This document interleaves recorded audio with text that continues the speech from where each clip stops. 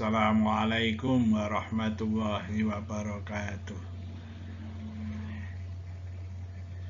Mari berbincang-bincang tentang amal soleh. Alhamdulillahirabbil alamin. Assalatu wassalamu ala asrofil anbiya'i wal mursalin. Sayyidina wa maulana Muhammadin sallallahu alaihi wasallam. La nabiyya ba'dah. Amma ba'd. Bapak-bapak, ibu-ibu, mbak-mbak, mas-mas, kita ketemu bincang-bincang lagi dengan fokus tema perbanyak amal kebaikan. Semoga barokah.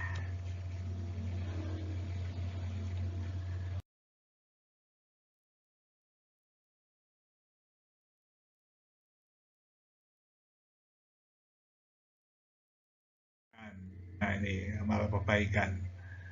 Amal kebaikan itu perbuatan baik.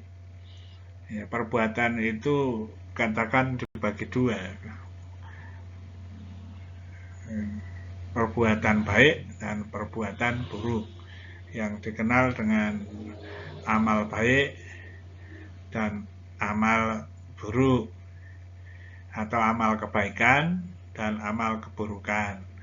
Nah, kita berusaha untuk melakukan kegiatan-kegiatan yang berupa amal kebaikan dan menjauhi amal-amal yang mengakibatkan atau yang menjadikan keburukan. Namun sebelum itu, mari kita bersyukur pada Allah dengan mengucap hamdalah, alhamdulillahirabbil alamin.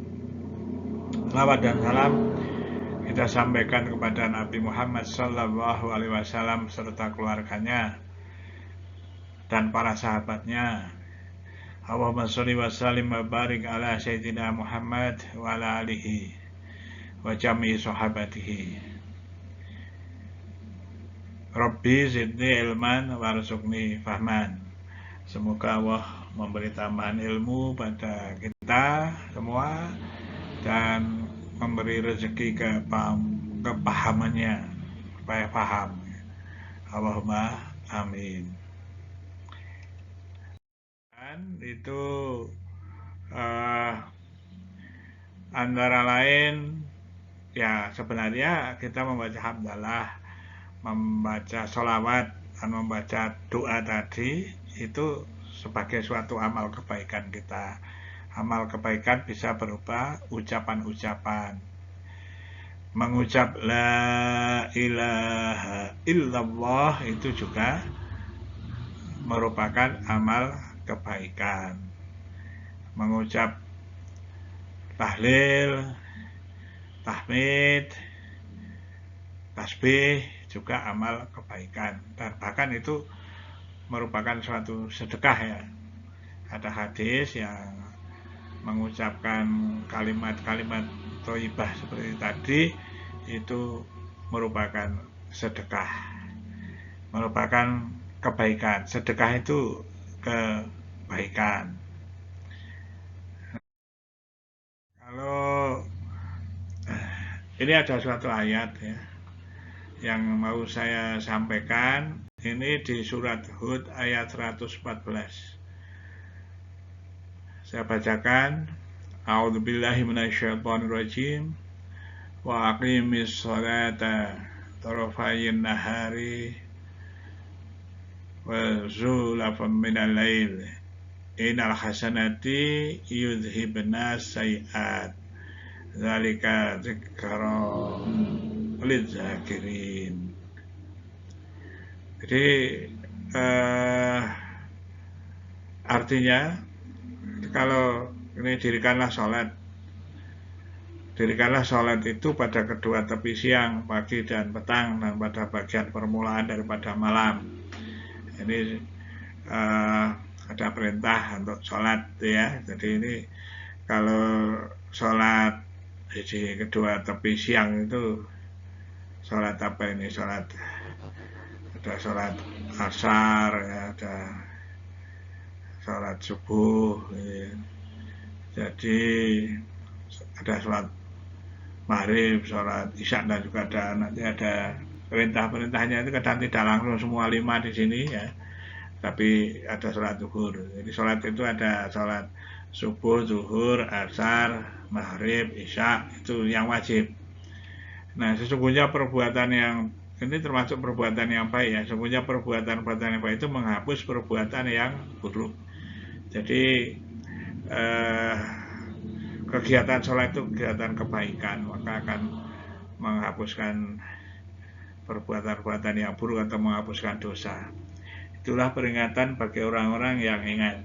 Jadi fokusnya adalah innal hasanati yudhibna sayiat. Sesungguhnya itu yang kebaikan itu akan menghapus atau menghilangkan keburukan. Nah itu ya, di situ. Nah, makanya kita harus banyak berbuat baik ya, supaya mengimbangi ya dari perbuatan dosa atau dosanya itu menjadi hilang gitu, salahnya menjadi hilang. Allah Maha Murah. Di surat Al-An'am itu ayat 160 ya, ayat 160. Itu ada ayat A'udzubillahi minasyaitonirrajim. Man jaa'a bil hasanati falahu asyru amsalihha wa man jaa'a bis sayyi'ati fala yujza illa mithlaha wa hum la yuzlamun. Nah, itu artinya begini. Kalau kebaikan itu akan dibalas oleh Allah 10 kebaikan. Man jaa'a bil hasanati, perbuatan kebaikan itu falahu asyru amsalihha, jadi nanti akan dibalas 10 kebaikan. Tapi kalau suatu kesalahan akan dibalas setimpal dengan kesalahannya itu. Allah Maha Murah ya. Karena itu perbuatan yang baik itu menghapus dosa. Itu kalau dilihat dari ayat yang tadi 10 dibanding 1 kan, gitu. Ini saking murahnya Allah memberikan kepada kita. Kalau berdasarkan hadis, Rasulullah SAW bersabda, takutlah kepada Allah Subhanahu wa Ta'ala apabila kamu melakukan keburukan, bersegeralah melakukan kebaikan agar menjadi pengimbang dan keburukan itu akan terhapus. Jadi kata takut ya, takut itu kadang dari takwa itu, takut ya. Juga takwa itu lebih lagi daripada sekadar takut sebenarnya. Tapi ada yang mengartikan takwa itu ya membuat takut itu. Takut berarti seseorang harus mengikuti perintahnya dan menjauhi larangannya. Itu. Nah, udah takut pada Allah ya, dengan perintah-perintahnya itu. Makanya kita sering melakukan dosa ya, atau keburukan. Nah, Rasulullah nanti kalau melakukan keburukan segera melakukan kebaikan untuk penyeimbang agar menjadi pengimbang dan keburukan itu akan terhapus.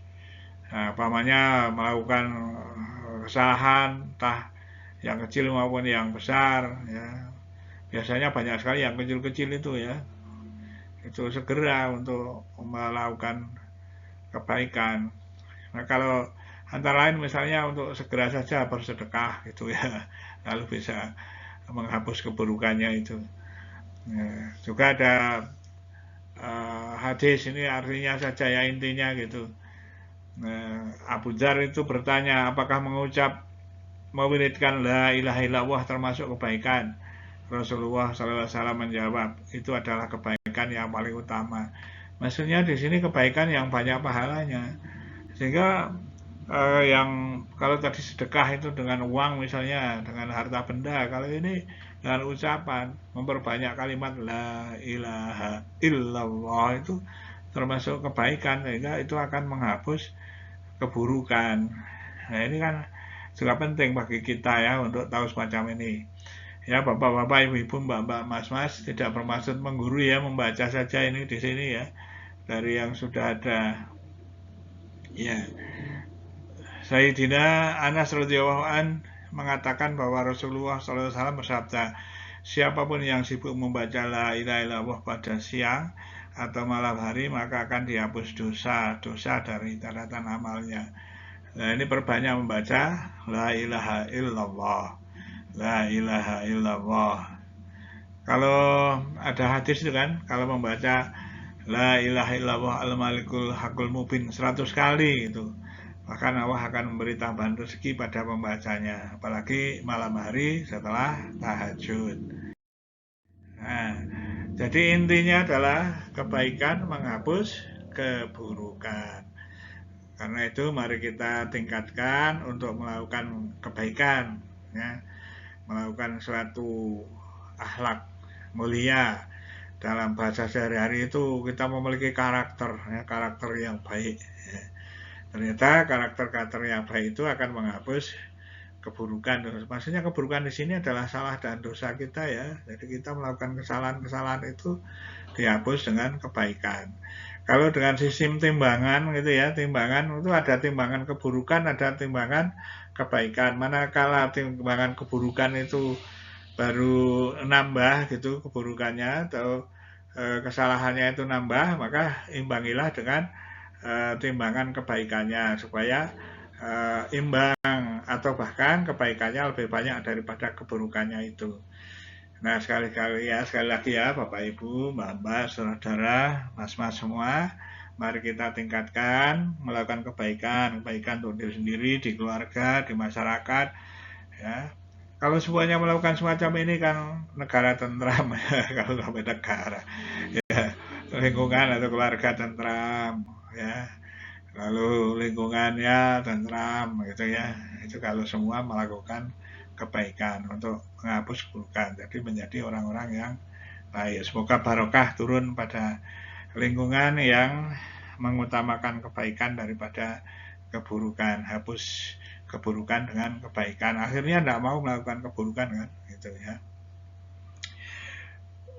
Bapak-bapak, ibu-ibu, mbak-mbak, mas-mas semua dicek ya dengan